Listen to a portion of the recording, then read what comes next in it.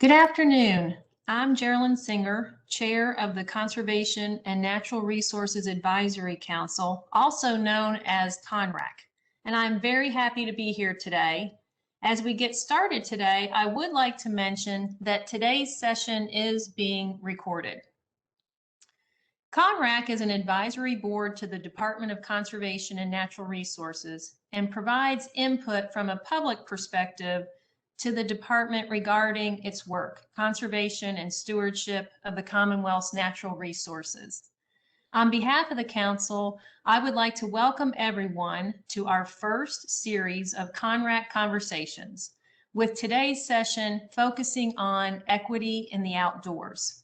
It is our hope that CNRAC Conversations will serve as a vehicle to gain ideas, share experiences, listen and learn more about how social barriers inhibit participation and enjoyment of Pennsylvania's outdoors, and to support and help DCNR as they work to create better outdoor experiences for all people, including generations yet to come.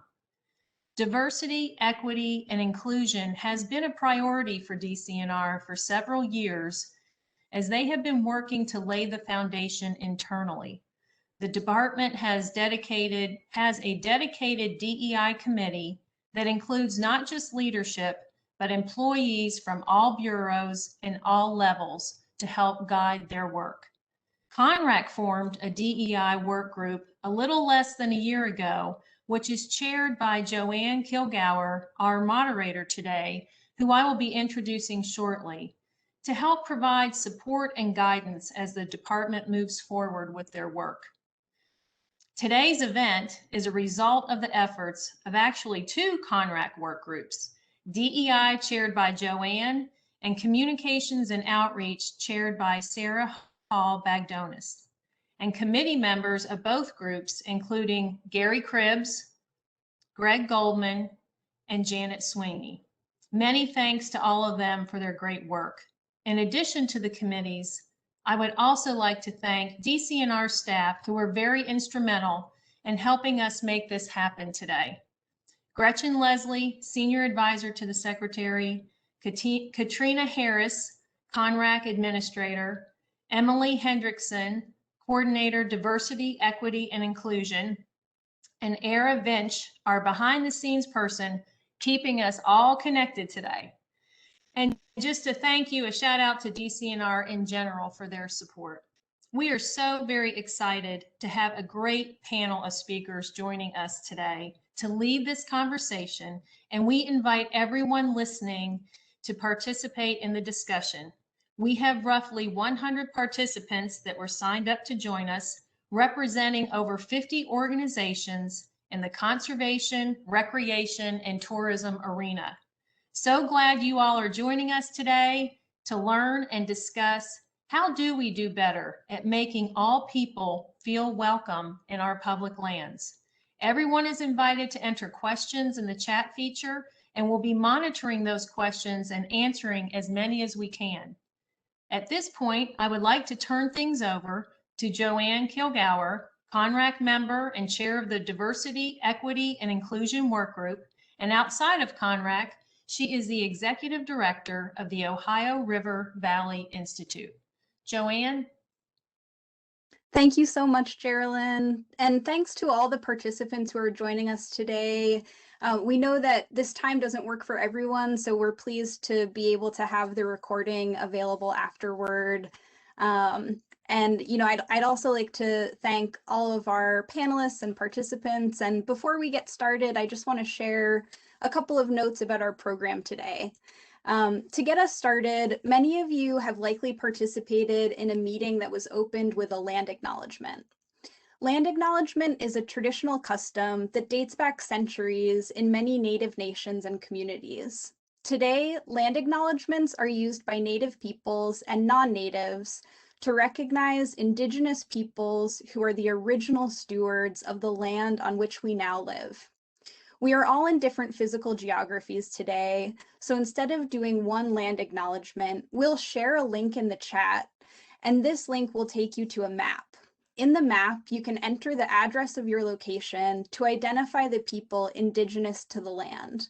Please feel free to share in the chat your location and the acknowledgement of the geography that you're calling in from. In addition, you may note that many meetings and events also feature introductions, name tags, etc., that include the sharing of participants' pronouns. With this particular program, we weren't able to adjust our names to include our pronouns, so I'll introduce myself now. I'm Joanne Kilgour, and my pronouns are she, her, hers. Pronouns are integral to who we are, and we share pronouns because we want to avoid assuming someone's pronouns based on factors like appearance. By sharing our own pronouns routinely, we encourage others to do the same and demonstrate that we understand the importance of sharing pronouns. Please feel free to also introduce yourselves in the chat and share your pronouns. As Geraldine mentioned, this is the first event of this kind that we're hosting, and we do want to make sure to hear from as many of you as possible. Because unfortunately, many virtual meetings have been disrupted by unregistered participants, sometimes this activity is called Zoom bombing. The format of today's event is more like a webinar. Our panel will be participating on video and fielding some prepared questions to get the discussion started. And then we'll also respond to questions that we receive from the audience in the chat. If you have questions, please feel free to type them in, and we'll also compile the list and ask them during the Q&A in the second half of the event. Our panel has also kindly agreed to respond to questions we may not have time to address live in writing after the session. We know that these issues are complex, deeply rooted, and essential, and we will not be able to cover this topic fully in the 75 minutes that we have today, but we're very grateful for the participation of this panel and for all of you joining our first public dialogue. I'm now very pleased to introduce our panelists, starting with Keisha Scovens. Keisha founded Let's Go Outdoors with the mission of connecting city communities to outdoor experiences. In addition to being a co-founder for Let's Go Outdoors, she serves as a national speaker with the Diverse Environmental Leaders Speakers Bureau and has served as a panelist for multiple outdoor and environmental conferences and is the program manager for the Nature Intervention Initiative. Keisha holds a Master of Science in Speech and Language Pathology and a bachelor's from Loyola University in Maryland. Welcome, Keisha. I'd also like to introduce Marcus, Marcus Schaffner, Director of Diversity, Equity, and Inclusion with Venture Outdoors. Marcus is primarily responsible for shaping and overseeing DEI initiatives for the organization. After graduating from Western Carolina University in 2016, Marcus entered the outdoor sector as the inaugural show manager for paddle sports retailer, currently known as the Big Gear Show, and managed the national trade show for 3 years. Marcus relocated to Pittsburgh in 2018 and joined the Venture Outdoors team to activate his skill set on a local level. Soon after, he created the Outdoor Inclusion Coalition to lift marginalized voices in the outdoors, both recreationally and professionally. Welcome, Marcus, and thank you so much for joining us today. Next, I'd like to introduce Taiji Nelson. Taiji is the Senior Program Manager for Climate and Rural Systems Partnership at the Carnegie Museum of Natural History. Through his work, Taiji is passionate about creating welcoming spaces to talk across differences and make conversations about climate change and climate justice relevant, engaging, and reciprocal. Welcome, Taiji. Our final panelist is Paula Lewis. Paula is with the PA Outdoor Corps and DCNR. Paula graduated from the University of Puerto Rico with a major of arts and a minor in drama. Her artistic aspirations were never apart from her involvement in conservation issues, and she started working with the Student Conservation Association in 2018 and continued her work as an adult crew member in partnership with DCNR and state parks across Pennsylvania. Now, as part of DCNR state park staff, Paula works to sustain recreation and conservation projects. Welcome, Paula. Thank you for joining us. Well, thank you so much to this esteemed panel, and we'll now move into some prepared questions. The first question is directed at the entire panel, and I'll start with Paula to respond. Paula, could you share what equity in the outdoors means to you and how you came to this work? Sure. First of all, hello everyone. Thank you so much for having me. My name is Paula Lewis. My pronouns are she, her, hers. And I think equity in state parks means that absolutely everyone, no matter their age, no matter their background, no matter their ethnicity, no matter their color, can enjoy the environment, can enjoy state parks, and be involved in the environmental necessities of that location. Can you repeat the other question? Just how you came to the work. Through the Student Conservation Association, quick parenthesis. I moved from Puerto Rico to Pennsylvania. This is my father's state where he was born and raised. And I grew up in Puerto Rico, so I decided, why not, after Hurricane Maria, of course, why not go to my father's state and learn about where he came from and get more associated with my family out here. So this is where I relocated after the hurricane, and through a Latin and Hispanic Center in Harrisburg, I came across the application to the Student Conservation Association. That's one of the first things I found seeking job opportunities, and it was like amazing because it really connected with my mission of always being involved with the environment and being able to help with the issues that most pertain to our time. And I continued 3 years as an adult crew member, like you mentioned, and but worked so closely to DCNR, I said, my gosh, I want to be in there. I want to help from, the department aspect of things. And it was possible. Just last year, I was hired as a semi-skilled laborer. It's an entry-level position, but hopefully I can scale up and share all of my experience, of course, and my background in depth with the needs of DCNR. And I just really hope that the same opportunities that were possible for me are possible for many other young adults like myself. Thank you so much, Paula. Thank you. Taiji, would you mind sharing with us what equity in the outdoors means to you and how you came to this work? Yeah, absolutely. So again, my name is Taiji Nelson, and I use he, him pronouns, and I'm calling in from Pittsburgh.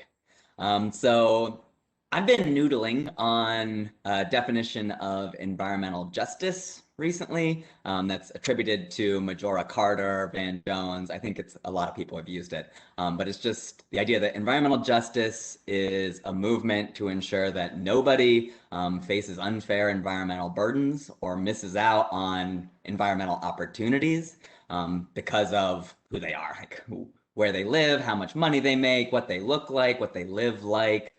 Because we know that marginalized communities, the poor, people of color, queer people, not only face risk, whether it's like air quality, water quality, or violence in the outdoors, but also like they're missing out on opportunities because of that thing. And I think that second part is kind of what we don't think of when we think of justice or equity, is like, it's not just like, oh, we face burdens as, underrepresented communities, but also it's like, don't we deserve to have access to like these great opportunities? Like for me, outdoor rec is my thing. I spend all my free time outside. It's like where I go if want to celebrate, or if I'm upset or sad. And so like I know the outdoors is a place of like joy and healing and just fun. And I think everybody should have access to that. So that's kind of my vibe, is like trying to build spaces where we can kind of talk to one another and not just coexist, something better than that. I don't want to just exist. I want to like live my best life outside. And my story is kind of a different one. I moved to Pittsburgh in 2006 to go to school. And I went to Pitt for environmental studies. I think as an Asian person in Pittsburgh, any Pittsburghers here like know that when you're Asian in Pittsburgh, people are like, oh, you're here to go to CMU. You must be from New York or from the West Coast here to go to CMU. Nah, went to Pitt.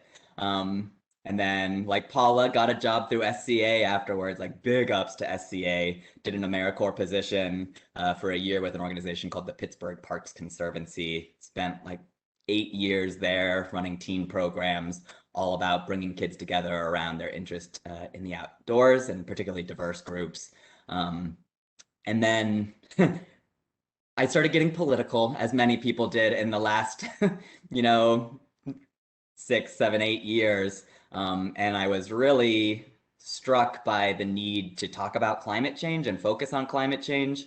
And I was really conscious of the divide about climate change, because surprisingly, I'm not from the West Coast or New York. I'm actually from Northwest Pennsylvania, a small town in the middle of the National Forest called and I was just recognizing like a political divide and how that fed into climate change and the tone and tenor of the conversations about climate change. And I was like, okay, I know people from Warren, I love people from Warren, I am from Warren, and I'm starting to think I don't understand these people. So I was like, okay, I need to like go and talk to some people. So I took this position at the museum that's a climate and rural systems partnership. It's an NSF grant that's really just about like, okay, how do we build comfortable spaces for what can be an uncomfortable conversation? So that's kind of my vibe. Mixed race, half Japanese, half white, queer. And I have my family story is all about immigrants. My mom's mom is from England. My dad's mom is from Puerto Rico. And so like me in the room, there's a lot of opportunities to meet someone you're not expecting to see in the outdoors. So that's kind of my vibe. Great, thank you so much. Marcus, could I pass it off to you to share what equity in the outdoors means to you and how you came to this work?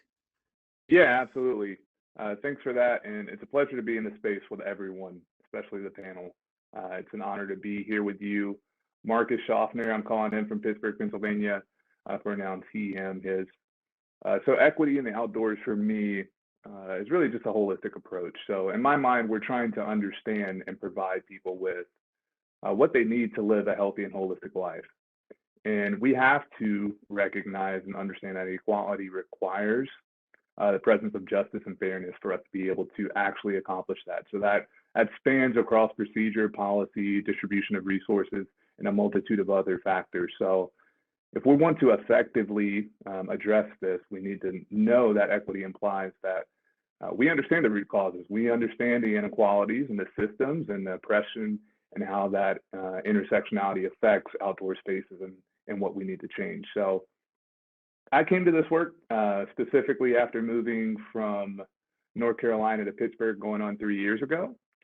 I love the outdoors. I've been in the industry ever since I graduated college, and it's been a while now. And I moved here to Pittsburgh and wanted to activate my skill set on a local basis. And I wanted to figure out how many people that look like me are in the industry. And as I started to, intentionalize that and move around Pittsburgh and try to find people like myself, there was very few of us. And I didn't know if that was systemically levels of exclusion, or if there's just a lack of interest, or maybe Pittsburgh is shifting in another culture to tech and away from outdoor recreation. All of those things became kind of the groundwork of the Outdoor Inclusion Coalition. So what we're intentionally trying to do is make sure people that are marginalized both professionally and recreationally have a space to communicate their concerns. We're addressing that in both sectors, both professionally and recreationally. So that's how I find my way into this work, and I look forward to sharing more details and hopefully being an asset for the community.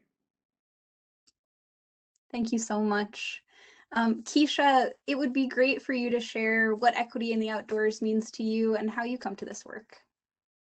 Yeah, I mean, everybody has spoken so well to equity in the outdoors. So I am approaching this with Let's Go Outdoors. I mean, equity in the outdoors is really about leveling the playing field for everyone that, has historically not been a part of the outdoors in a positive and engaging way. So, I mean, which is really what brought me and my twin sister to this work. So I will usually speak in terms of Let's Go Outdoors as an us, we kind of thing. And I'm sorry, let me back up. My preferred pronouns are she, her, and hers. So leading back to Let's Go Outdoors and how we came to this work, it was really when my twin sister Tarsha and we were traveling across country in the late 90s. And so we had decided that we were going to visit and go to different state and national parks around the country while we were traveling. And what we really noticed was that there was limited participation in the outdoors. We didn't see many people that looked like us. And, so we were like, wow, this is an issue. So one of the reasons that we founded Let's Go Outdoors and decided to move the organization forward was really to create a new perception for people of color, people who have not traditionally been engaged in outdoor recreation or environmental education, in ways that resonate or reach them. So we didn't want people to think that the outdoors is not for them or it's somehow out of reach or it's off limits. So that's really where our initial desire came from in order to kind of start the organization itself and really reach people, especially people of color in city communities. Thank you so much, Keisha. We're going to stay with you. And I just love to ask you, in addition to environmental education and family engagement, Let's Go Outdoors has diversity initiatives that you touched on to increase participation rates for people of color in outdoor rec. What are some of the current barriers to making the outdoors a welcoming space for all children and their families? And what are some examples of success from your work? Yeah, that is an awesome question. So one of the things really, that question gets to the foundation of what Let's Go Outdoors was built on. So our mission is to connect city communities to outdoor experiences. That's what we do. And we are based in Philadelphia. And so we do this through things like our community and education. So we are in neighborhoods. So we are meeting people where they're at, thinking about the outdoors as it's very much where you are located. And then we connect it to the larger outdoor environment. So we are doing this through doing public outreach and going to communities where we're at fairs or we're at different events in the community. And we're doing those types of things, really reaching people where they're at. The other thing is family engagement. So one of the things we've noticed is really making things flexible and really making sure that people are able to reach the actual location we're talking about. So we have been able to have events and programs that take place in different locations throughout the city. And we were doing programs where it's in the neighborhood and you're going around your neighborhood, thinking about what is the nature to then expand that and broaden that to other parts and locations within the city, within the state. So another thing is really making sure that activities and programs resonate with the families that we're engaging with, because I always bring that back to Tarsha and I and our own selves because of the fact we didn't know some of these things growing up and we were not outdoor or environmental ed kids. So we were learning as we went. So again, programs that resonate with the community and where they're at, because that education, we have to make sure that it's relevant and it makes sense for who we're trying to reach.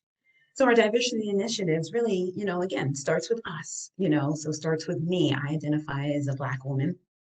And, people will usually in city communities and the people we're trying to reach, they will resonate, with someone who looks like them. And so Let's Go Outdoors, we do have team members, and then Tarsha and I, myself, we identify and we are working with people of color. And so on some level, that's an easy way to identify and start a relationship in some way.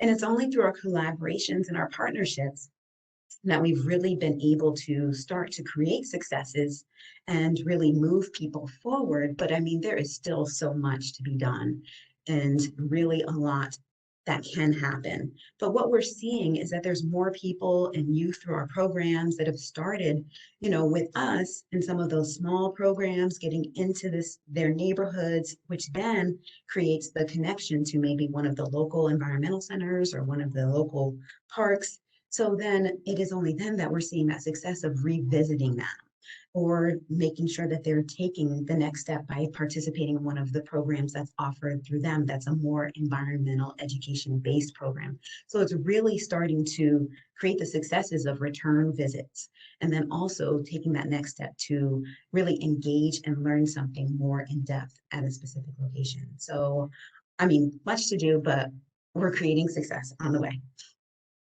Awesome. Thank you.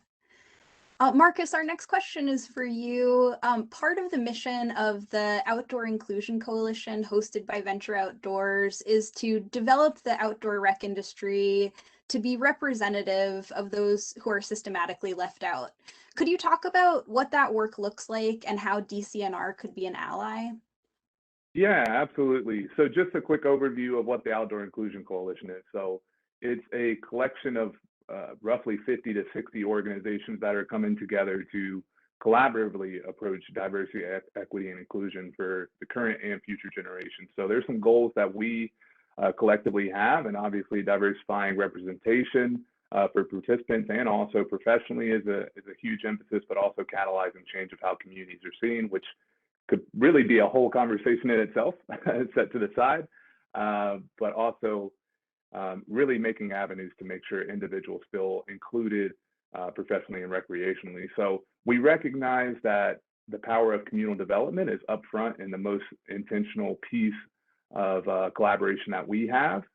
So making sure that marginalized communities, those underrepresented, have a space to be able to shape, offer feedback, and guide the actual industry is the key piece that we hold, and I think is the most crucial point. So addressing that professionally and recreationally is very different avenues, but nonetheless, if we want to start with recreationally, we recognize again that communities have to be at the table to shape what their community access points and their community representation for outdoor recreation looks like. So it's a very intentional focus on making sure those who are actually focused on using and manipulating and participating in these spaces are included from the beginning in the development phase. So it's a holistic approach to make sure that whenever you're going out for bid or whenever you're actually strategizing a piece of development, that you're providing multiple avenues of communication, whether that be in person or digitally, and making sure that conversations have a constant feedback loop. I think historically, there's been a concept of a developer coming in and it's like, hey, this is set in stone. This is the development that we're going to have. Current generations and the time that we're in, that's no longer a process that's equitable. We need to make sure that we're coming into spaces and it's inverse. What can we provide with our expertise and our knowledge that the community will actually use and have interest in participating in, which is directly to what Keisha has said so far, of making sure that the participation phase is something that the community can see using. Nonetheless, what we just offer is something that's, something that we can check on the whiteboard and say that we offer to the community that they'll never use. So that's one segment that we want to make sure of, and also the intentionality of equity and inclusion within recreation is important as well. So we all have the emphasis of making sure that we can see ourselves in these spaces, but what are the things that we can implement immediately to make sure that that's equitable? I think a good example, and it's kind of the most baseline thing, but when you're ever at a trailhead, what are the languages that you're going to see on these trailhead maps? Is it just English? We obviously know that there's multiple different populations that live within Pennsylvania. There needs to be a push to make sure that from the starting point of a trailhead, people can see themselves within the industry, within that actual recreational space, and actually know where they're going. I mean, it's just a safety precaution too. So there's a lot of equity pieces in terms of recreation that we could implement immediately from the state and a local level. But if we're making the assertion again from a professional standpoint, we need to have those intentional conversations about what organizational policies, procedures, developments are in place at the moment that are excluding individuals. That's a larger conversation nonetheless, but historically, people of color have been underrepresented, unsupported, and unfulfilled. And that's three different conversational pieces. And nonetheless, we as people of color need to feel supported. We need to feel like we can fulfill our manifest destiny, what we feel like we can provide to our own communities to be able to succeed and feel like we can propel what community recreation looks like. So as a coalition, we're obviously developing policy and procedures to make sure that that's equitable, but also making sure we have a foundation of what the community and organizations are currently doing. It's starting back from the top again, the communal aspect is the most important thing. Everyone wants to feel supported, and I think that through equity initiatives, there's going to be hard days, there's going to be tough conversations, and the more that we can collectively have a group that can champion that, you might have had 4 bad days, but we're going to be here to support you and facilitate the development of policy and procedure is extremely important. So going on top of that, again, the piece of equality of representation through recruitment and promotion is another policy change that we need to consider. We all know that there's a few streams of recruitment that we all like to go to. Is there a way collectively through every organization, through every partnership that we actually go to these communities and be seen? Just like Keisha had said, it's a lot to say that you're trying to be equitable when you're not in the community. It's a lot to say that you're trying to be equitable when the people that actually are doing the gardening in the communities, people that are actually doing the activation of green spaces don't even know who you are. It's all about relational building to make sure that myself and others that are marginalized can see themselves within the industry because you're actually putting in the work to be equitable from the start. So there's a lot of questions to consider. Nonetheless, I think I just spewed off a lot of information, but just to kind of wrap it up, questions to consider will definitely be, what are the overarching opportunities for partnership? I mean, are you actively going into communities and having a conversation of where are their partnership opportunities and really understanding the disconnect between the community partnership engagement process? What do your policies look like internally? I mean, are they inherently biased? Are they inherently exclusive? And do they actually center around equity? It's something that you need to consider. And again, within parks and facilities, what are considerations for holistic approaches of equity? Are kind of what I referenced before. Is there an intentionality to make sure that people walking into the space can see themselves and they know the guidance ways to go? They can actually feel as if when they walk up and see a trailhead that they can see themselves within this place. So that's kind of a wrap up for me. I think just to wrap up with Keisha's point, which I do want to drive home, which is a huge point. It's important for individuals and orgs to actually go where the people are. You need to listen, you need to support where capable, and it needs to be a combination of those three things. You can't just go and not listen. You can't just go and not support. For authenticity, you have to do all three things, and that's the only way that we're going to make an equitable change. So thanks for the time, and I'm sure we'll have some questions coming off of that. Thank you so much. Taiji, before we turn it over to you, I will just make a note to everyone. If you do have questions, this is a great time to start putting them in the chat. There's been a lot of really rich conversation so far, and feel free to ask any follow-ups or any of your own questions. And now, Taiji, as a climate educator, how do you create a welcoming and inclusive learning environment? And what do you see as the connection between racial equity and social justice when you're talking about climate? Yeah, absolutely. First, I want to say like plus 1 million to what Marcus and Keisha were saying about the importance of relationships and understanding your role in a relationship as well as other people's role in a relationship, and the importance of like trust and reciprocity in those relationships. It reminded me of this quote that I've been spouting off daily by Lilla Watson, who is a member of the Aboriginal Justice Network. That might be the wrong organization name, but it says basically it says like, if you're showing up to help me, you're wasting your time. But if you're showing up because your liberation is bound to mine, then we can work together. And that's not to say like, oh, you have to be oppressed to show up or something like that. But it's just like, what is your intention for showing up to like help? Or is it like, do you see help in other people as help in yourself? And do you see your liberation bound up in mine? Because that's what I'm here for.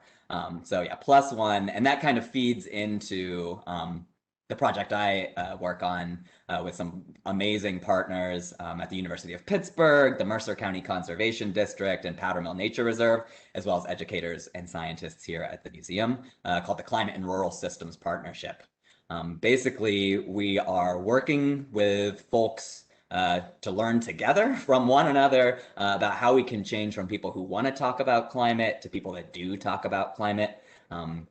I'm sure a lot of people on this call have experience kind of navigating those conversations and have encountered what we talk about as the spiral of silence. It's the fact that climate is not just a science issue, even though that's normally how we phrase it. It's an issue of like economics and ethics and policy and identity and justice. It's like an issue of both mortality, like people are dying, and morality. It's like, what's the right thing to do?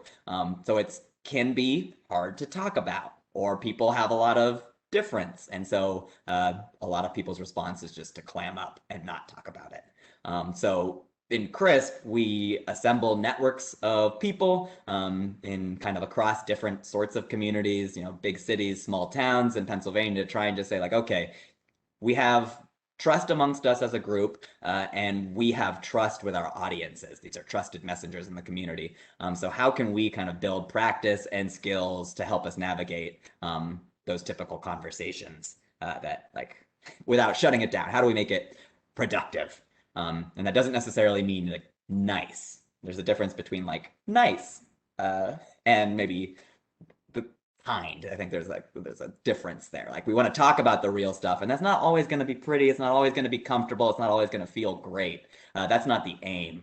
The aim is that we are, fighting for the planet, fighting for each other, and making sure we understand how we are all connected. So there's a lot of like practice of like skills and information and just like social support, being like, okay, it's more than just me. It's not lonely out there. A lot of people want to talk about that because we know bulk of people, 97% of scientists agree it's real, but science is only one part of it. But we know that most people think climate change is important. So that's an important thing, just being around people that are like, yeah, I'm willing to get a little messy, fail a couple times, but it's important. So that's like my take on climate change. And again, the goal of the CRISP network is to assemble different perspectives, get different people in the room and understand how we can kind of understand climate change differently by having diverse people in the room, as well as understand one another differently. One of the like richest, I love everyone I meet in this project, but like one of the richest things that have formed my understanding of climate change is interacting with farmers. I just like, despite growing up in Warren, I did not have a lot of experience interacting with farmers and being able to understand like, how is climate change impacting their lives and livelihoods? The fact that warming temperatures, which is what we normally talk about, what does that mean for a farmer? It means that the ground doesn't freeze, so it changes when they can put their tractors on the field. It changes the parasites in the soil that impacts their livestock. A late frost means that flowers are freezing, which means they won't have, an orchard production. So like they're on the ground dealing with it. And like my perception of farmers, I always knew that like I owe them a lot. They produce the food that I eat, and they know their landscape and they care about this stuff. But knowing a person and having trust with a person and having a personal connection is helping me understand how I talk about agriculture and climate change. I can talk more scientifically about it, but I can also talk about it in a more socially conscious way. So that for me is one piece. And I guess like another thing about how justice plays into it I'm just going to use a quick story about like my own experience as an educator. A lot of my work when I was at the parks was doing restoration work with teenagers, and we would do trail building, tree planting, but also invasive species. And this is kind of top of mind right now. The idea that invasive species is another thing we could treat as just a scientific issue, but we know people bring their whole selves to a program. And so whenever I would mention Asian longhorn beetle, Asian bush honeysuckle, Oriental bittersweet, teens would look at me. And I knew what they were thinking. And we were building deer exclosures to protect trees during the border wall discussion. Like their time with me in that 3-hour program was not their entire self. That was not their entire lives. And they make connections. Whether or not we want to address the racialized connections that are being made, they are there. And so I know probably everybody in this room talks about invasive species. I am not saying that you are hurting kids. I'm not saying that the way you talk about it, but I just know as an educator, I was not aware of the patterns I was doing when I was talking about invasive species. And after the Atlanta terrorist attack, I've kind of been like getting in touch with my Asian history.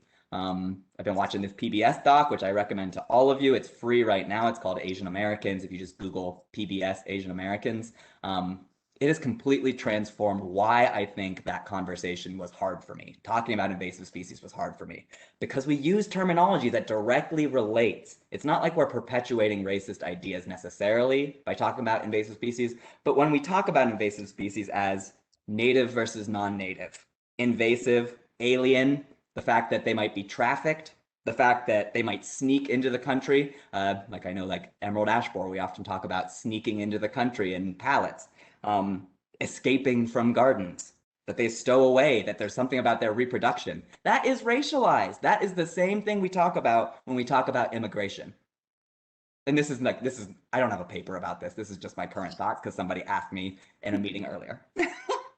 When we talk about ecosystem services, niches, jobs, competition, whether or not it's aggressive, whether they're displacing native species, labor. It's about jobs, right? Vincent Chin was a worker in Detroit. I think he was Vietnamese. And these two automobile father-son who worked in the Detroit automotive industry during a time when fuel prices were high. And so Japanese cars became popular, which meant American cars weren't being bought. There was like a lot of anti-Asian sentiment. And this father-son duo jumped Vincent Chin on the night of his bachelor party, murdered him with a bat. And they did not receive jail time. They received a small fine. And the justification was, I think in part, because people thought like, oh, we understand the perpetrators of this hate crime because they're feeling some type of way about their jobs and the fact that Asian people are competing with them for jobs. So when we talk about things being aggressive or taking the ecosystem services or the benefits from native plants, it relates to this idea of labor. And this is probably too much to be tossing out there into the room, but I'm saying this only to say that like I am experiencing all of this, the experiences I have as a kid about like go back where you came from. Now I better understand where that comes from. It's because they think Asian people are here to take their jobs. They think even though I was born here, I don't belong here. And the fact that we use the place names to denote an invasive species, Oriental, Asian, Chinese, Japanese, it's like the kids look at me. They turn and they look. They see a connection, and we can choose to talk about that and think about that and what that means to people. But like I think oftentimes our response is to not talk about it. And I would say the spiral of silence, like there's similarities between what makes race hard to talk about and what makes climate hard to talk about. We want to break it down to like, what's the clean, data-driven, the truth? And like there are multiple truths when you start factoring in economics and social issues and personal experiences. So I would just say like invasive species, we probably don't think about the way we talk about it, but I would push us all to maybe think about it, check ourselves and understand that we talk about it in a certain way because that's probably the way we heard it. And I myself am like really looking at the way I talk about invasive species so that, yeah, I just understand and can act intentionally. Thank you so much, Taiji. I think that's such a great reminder of just how we all show up differently and experience things differently, and language affects us all differently. And there's no way that we can fully understand or internalize that without having conversations and being transparent. So I really, really appreciate that perspective.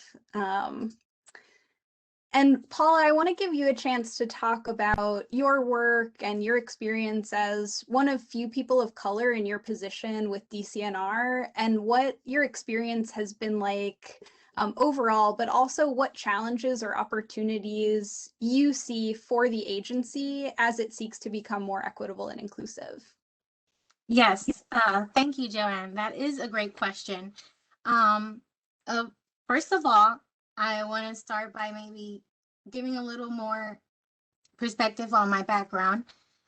Being a child that grew up in a home where my dad was native of Pennsylvania and my mom's native of Puerto Rico. I grew up speaking English with my father and Spanish with my mother because it was the way we could better communicate. And I was trying to make it easier for both of them, even though they did know English and Spanish themselves, but they felt more comfortable speaking their own language. So I adjusted to that, and I'm fully bilingual, and sometimes I miss speaking Spanish, to tell you the truth.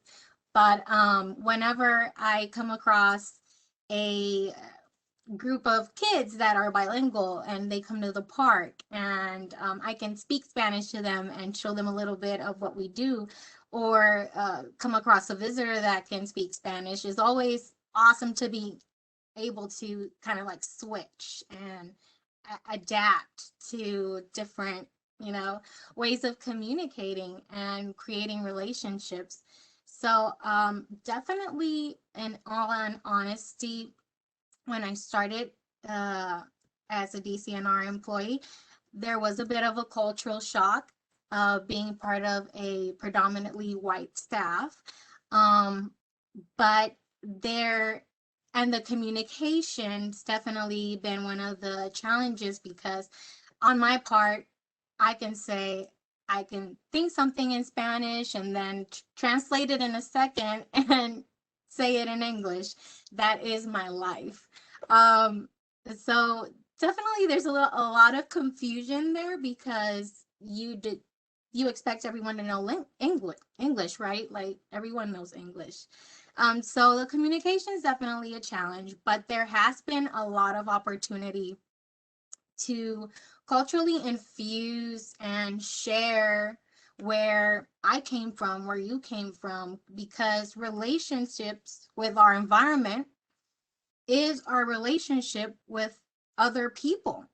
And I think the goal would be to create a sense of sensitivity and awareness with the workplace, with the visitor space, and with volunteer space. Because in those spaces in state parks, that's where the change actually happens. That's where the opportunity to immerse yourself and share the space with other people that you're probably not used to seeing there happens. It's our environment. That's where that happens.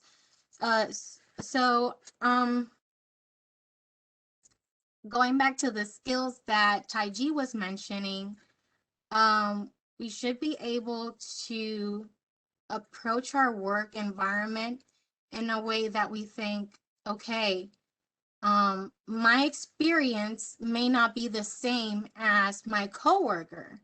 Being open to that initially every day, because just like your task at work change, the way you go about it changes too. So you need to know yourself and be open to know other people so you could work together in an efficient way. So definitely not assuming that my experience is the same as others. And I think that is an opportunity right now that is approaching my workspace, and there's a lot of space to grow.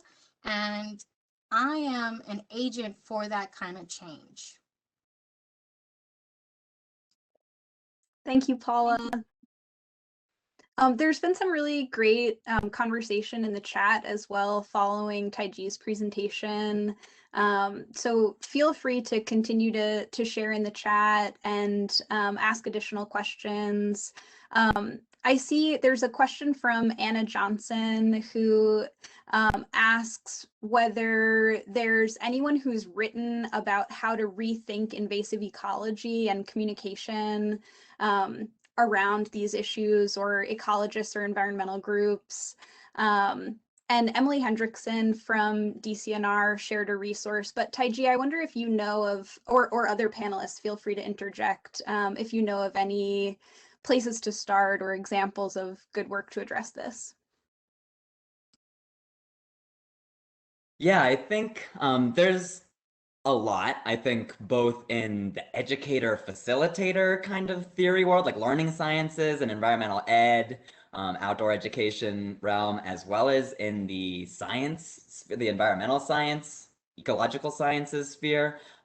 There are, I'm trying to remember, someone just mentioned like paper written by botanists about alien ecology. I'll make sure I'll send you the link to it, Joanne, and we can send it out in a post email. But there are like ecologists who are thinking this way, and an interesting initiative out of the Museum of Natural History in our Anthropocene section, which the Anthropocene is this proposed epoch that's like when humans are starting to show up in the geologic record. And it's kind of understanding the future of life and our relationship with it. And so the Anthropocene section, headed up by Dr. Nicole Heller and a team of kind of educators and science communicators and scientists, are thinking about like, okay, competition framings, and really just like stopping, like pausing and recognizing that we're often telling stories about competition, and that feeds into some kind of unhealthy narratives, unintentionally. And so like there's a lot of really great research in the Anthropocene just about how are we framing problems. Are invasive species, is the problem the plant, or is the problem the fact that we ship the plants here because they look pretty and we don't want to have to deal with, taking care of pests and watering and all this stuff? So it's like, is the problem the plant, or is the problem us? Surprise, it's us.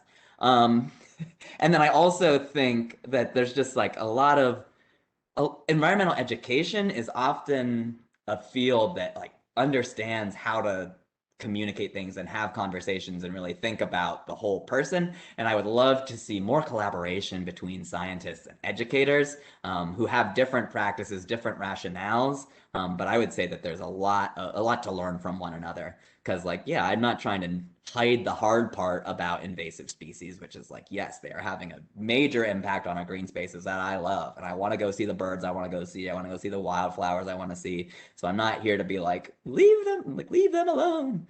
I'm here to be like, can we please be intentional about the way we're talking about it? And I think that there's a lot of good resources in just making sure that we listen to people of color, immigrants, when they're telling their story. When they speak up and say something, they've been thinking about it for a long time and are like, am I going to say it here? Am I going to kill the vibe?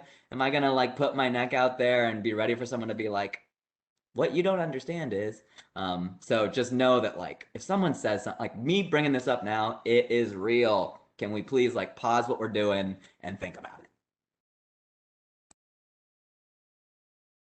Great.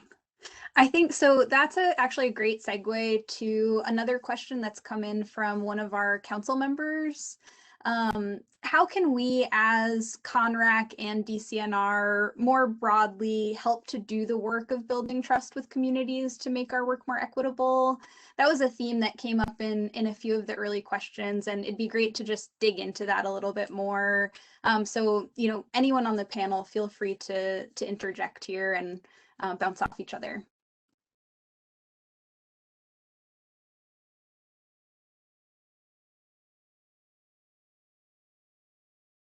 I can get it started. I think Keisha has a lot of perspective as well on this, just from our initial conversation.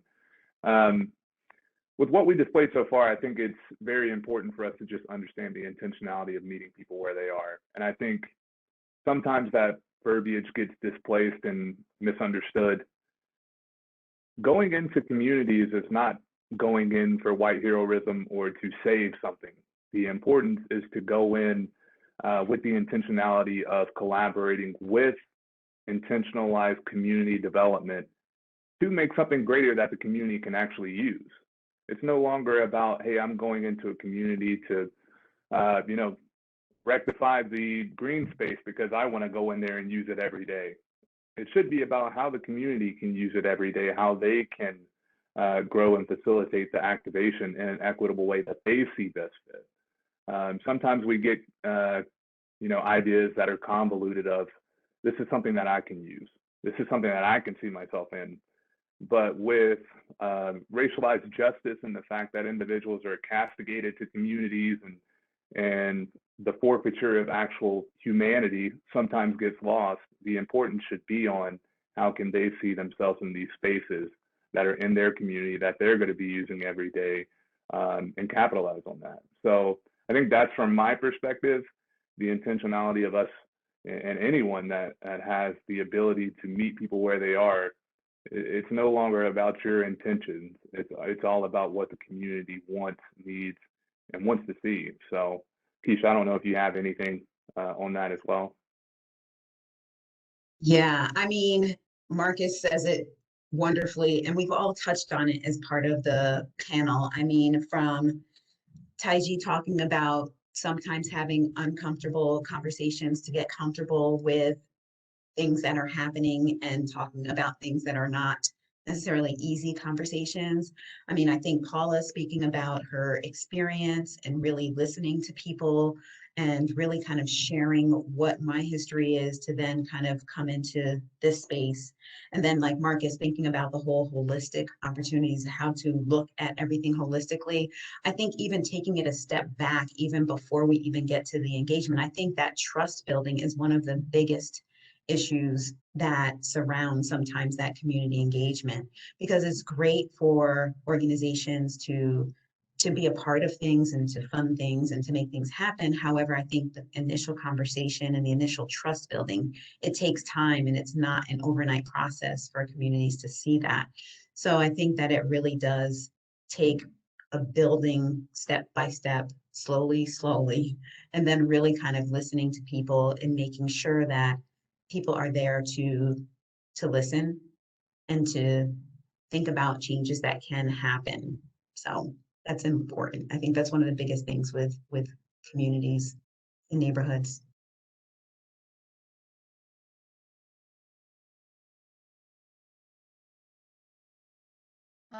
Yes, I just wanted to say I agree with Keisha, Marcus, and Taiji. It's a personal thing, I guess, because we have historically, I'm gonna dare to say, we've put that relationship aside for a long time, and then now that is actually a very deep and relevant conversation nowadays. It's like, yeah, on the personal aspect, it is a time for action, and that's, I think, where policy starts. I think where lawmaking starts, and it starts shaping how local and state areas look like all over the country. So I mean, we're starting today now with this WebEx, with this meeting, and it's a first step, and it's valuable. And it's important to recognize that also. But yeah, there's, like I said, there's opportunity for growth, and listening to those communities, listening to those different backgrounds, the people with different backgrounds, and trying to take the best of everyone's skills to put into their environment, the environment where we live, the environment where we what we use to eat our food, to live in quality. So personal aspect, that's just something I wanted to point out. Personal aspect. Thank you. I was thinking. Oh. No, go ahead. I was just thinking about Paula's, when she said something really great about just kind of like recognizing that well, I responded in the chat. I was just like, okay, yeah, just the recognition that the way I do it or my perspective isn't like necessarily the best or only way. I think like people of color are used to encountering that. We're used to being like, oh, okay, well, I didn't see the world that way, because it's just like it's like like white culture is just like there is white culture, and I think like people of color are used to encountering that and being like, oh, okay, I gotta like shift my perspective. But I think it's like, for people that aren't used to like encountering people with other opinions, other perspectives, it can like create this feeling of like, and it's like makes people, it's like a panic response. And so I think just like one thing I would ask is just like, as like, because like, yes, Dottie, who was talking about hiring and training people of color and like establishing systems to train them and make sure that you have like a work culture that fits them. I think like, but also be prepared to be like, okay, that might mean that the way I do things is not necessarily the way I talk, the way I think, the way I interpret an interaction is like not necessarily the only way it's going to be interpreted. And I think that's just like a reminder, is like to pause and ask. And that's like a superpower, I feel, as a mixed race person, as a queer person. It's like being able to be like, oh, a different opinion. That doesn't scare me. I can think about it and grapple with it. And I would just say that that is going to be an essential thing, is that like anybody who's here tuning in, just like questioning the way you do things, question the way you think, leave space so that you can respect and give dignity to other opinions. Because it's like burnout happens when we have to fight just to be heard, scream just to be heard, and like just validate it, be like, oh yes, this is a real thing you're mentioning. So I think like that would be a piece of advice that I would hope is just like, check yourself. If you feel uncomfortable, like do a body scan, be like, do I feel uncomfortable, and is my result to lash out or go quiet or take my football and go home? Because that's what we need. We need people to check that response. When you're encountering an opinion different than yours, a belief that's different than yours, like don't give into that panic response. Don't give in that spiral of silence. Great. There's another question in the chat that is pretty specific, and I think a lot of organizations wrestle with this. So the question is, this organization has been talking about trying to start a diversity committee at their facility, but are a very non-diverse staff. And we're thinking of inviting people outside of the organization to come in and advise. But we're just wondering, is that a good first step? Could you, share your perspectives on the concept of diversity advocacy committee, diversity advisory committees, and what are good first steps for organizations to take?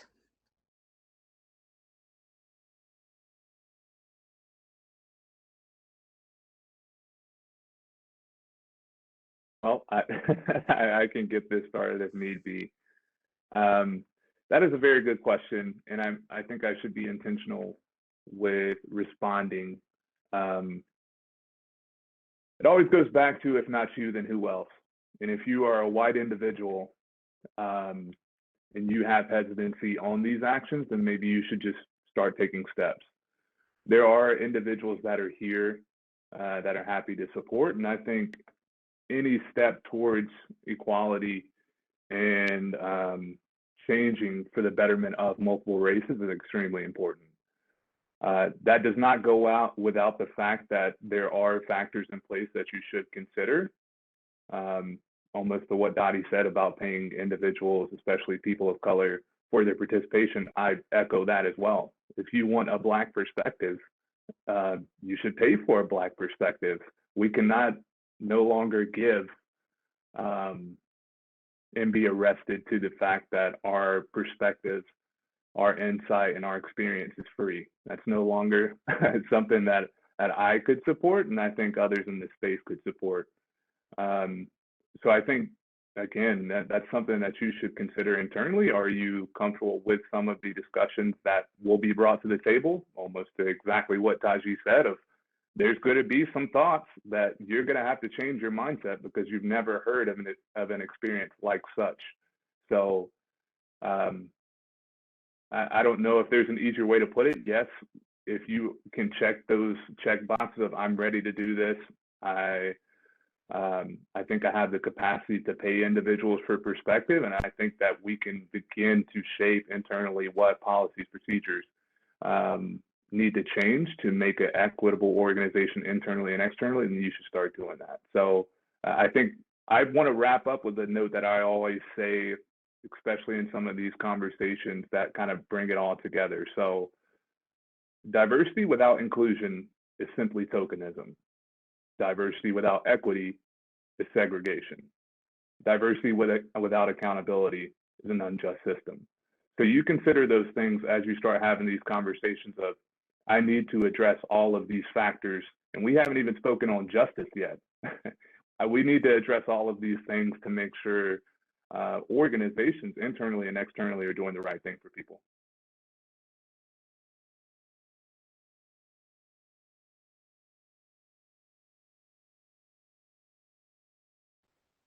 Yeah, I think for me, it's like nobody has figured out the perfect way, and it's like hard for a reason. So, but like something that I'm part of a inclusion, diversity, equity, access committee at the Museum of Natural History, and an interesting conversation that kind of shifted my perspective was the idea that oftentimes organizations see outside criticism as a liability or outside as opposed to accountability. So like we're like terrified of saying the wrong thing because then our Twitter will blow up and like, oh my Lord. But I think like viewing external criticism maybe or critique as accountability, which is a resource, that it takes again a shift, and it's like a willingness to be uncomfortable. But the comment of like, okay, are you going to invite someone from the outside into your kind of safe space where you can kind of talk real talk about your organization? That's bold. That's like, yes, that's introducing some accountability that is like probably really productive to the discussion and will like hold you honest and make you not lazy. But it's also like makes is it your bestie? Because like I would ask my good friend to like put in the work and be like, yeah, be willing to be with us while we're growing. But would I ask a person that I don't know like that to do it? Like, I don't know. I better be paying them. Like, like everybody else is saying, it's like, you better pay that person. And it's just like, there is amount of work there. And I know emotional labor is a pretty commonly used term now, but it is so real. Like, just thinking about the number of meetings where I am the only person of color in the room or the only Asian person of color. And it's just like, that's different. Being the only Asian person of color and being the only person of color is a different experience. And so just thinking about like, okay, are we ready to support the people, and are we ready to hear what they're going to say, and are we ready to actually do something about that? Because if you're going to ask for an opinion and then not act on it, like, it's not cute. And it like hurts. Because yeah, a lot of the things have been like, thank goodness for the protesters that have kind of let me find my voice so that I can actually show up in support. Like the Black Lives Matter protest this summer, I feel like I had a huge transformation. Thank them. Like, because they gave me the power to speak up and the language and created the world where this is something we talk about regularly and comfortably and boldly. And that just takes a ton of work. And I know they put in sweat and tears and put themselves on the line. And so like when you're asking for an outsider or a person of color to do that, it is work and you have responsibility to do something about it. So that I would leave us with that, not to scare anybody. Like this is work. And like you people who are in this room, like you have everything you need to do something. You don't need to learn more necessarily. We all have something to learn. We can all change. We can all grow. Yes. You'll be more prepared the more things like this you come to, but don't be waiting to know everything. Are you ready? Like you are ready. Do it. Do something. You might misstep, learn from it, accept the criticism, but like don't wait for someone else to do it. Like Marcus said.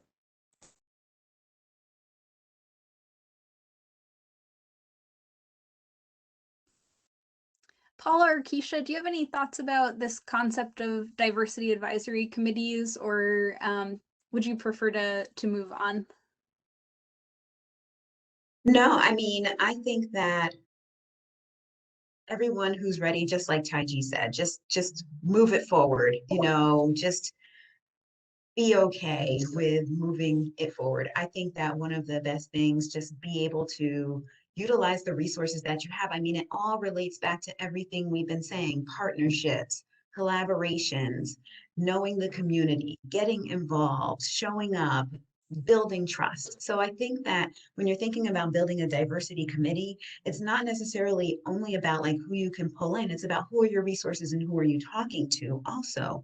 And I think one of the things you can do, I mean, I'm involved with one organization through We Can Serve PA who has a DEIJ council that has been set up, so again, you can look toward who already has things set up so that you're not necessarily recreating the wheel. You can hear from, the fails and the positives of growing a diversity committee that doesn't necessarily have a lot of people of color on it already. So you can hear the experiences of people. So I think utilize the resources that you have and move forward from there. Yes, I agree. Thank you, Keisha. Thank you, Taiji. Thank you, Marcus, because I am learning on the way. I have to say, just ask. You can always ask too respectfully, right? And also, if you are on a one-on-one conversation with someone in the community or someone with a different background as you, don't repeat it. Or you know what I mean? Like, be careful what you say, be careful what you think because it probably is you don't know 100% of it. And you want to act in a way that can be helpful, where you can be, I dare to say, ally, and be vocal about it. Be vocal of your interests.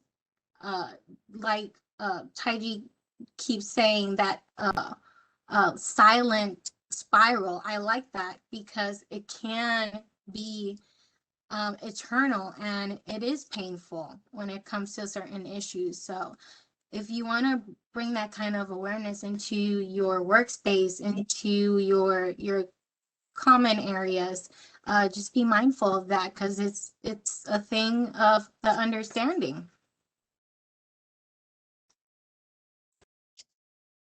Thank you. So believe it or not, we are almost at the end of our time. I feel like this has been such a fast moving and engaging conversation.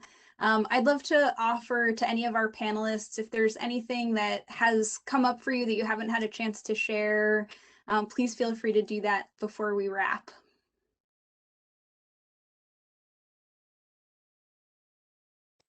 I'll just say that I was noticing a lot of folks from Western Pennsylvania Conservancy are on the call. If you're here with another member of your organization or your workplace, a colleague that you know, maybe not in your organization, I would suggest break the spiral of silence and take 30 minutes after this panel and talk about it. I think learning, hearing something and learning is one thing, but if you actually have to talk about it, you internalize it. It goes from something that you know up here to something you feel in here when you actually have to say it. So if you're here with a friend or a colleague, I'm gonna drop in the chat a prompt I use to just start the conversation, which is what from the panel discussion stood out, resonated, or caused an emotional reaction for you? I'm such an educator, it's disgusting. But this is an easy question to WPC folks, go have a little eat your lunch and talk on a webinar. I'm not adding you, but yeah, talk about it. There's a difference between learning it and internalizing it. So when you start hearing from other people and having to talk about your own experience, you might be like, I hated that. Or you might be like, oh, I'm really curious about that. All of that's valid, but talk about it. When you go to something like this, get a group together, talk about it afterwards. Yeah, and I'm with Taiji. I mean, I'm not necessarily putting anything in the chat there for you to discuss, but I'm speaking from the perspective of when you are in the community or in neighborhoods or see people from diverse backgrounds in your site or where you're at, it is very okay. You might just reach out and say, I'm with XYZ. do you mind sharing your journey or sharing how you arrived here? Like, it's okay to kind of reach out and connect with people. People usually want to share their stories if they feel comfortable doing so. I just want to say thank you for this time, first of all. Second, I saw in the chat room someone asked if Marcus could write down the diversity without inclusion is tokenism and so on, because they have to read it again, and so do I have to take that home. So I'm just putting it out there, but thank you so much for this time. I've grown and learned so much, and hope for many more like these.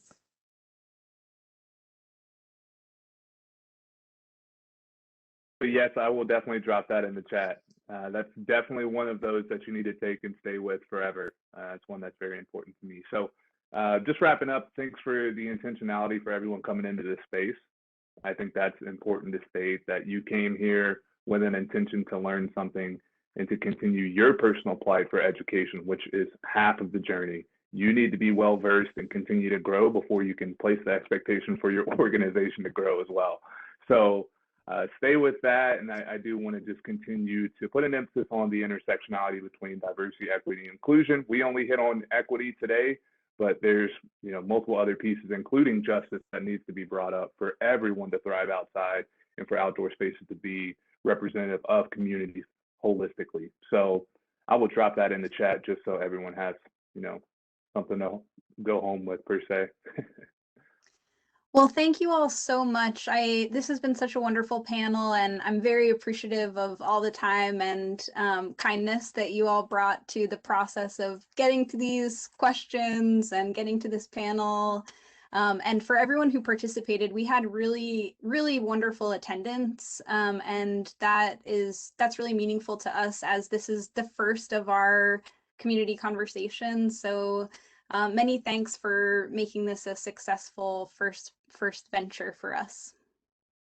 Any other council members like to share any final thoughts?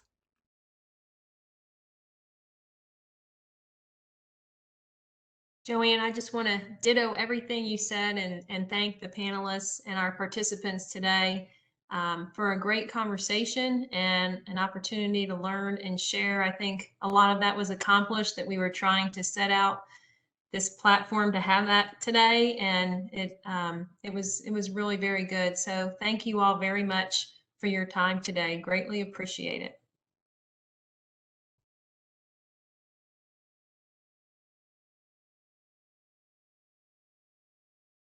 All right, thank you so much. And we will be sharing out any final resources or the recording of this for those who weren't able to be here with us live. Have a wonderful afternoon, everyone. Yes, thanks. Thanks, everyone. Thanks.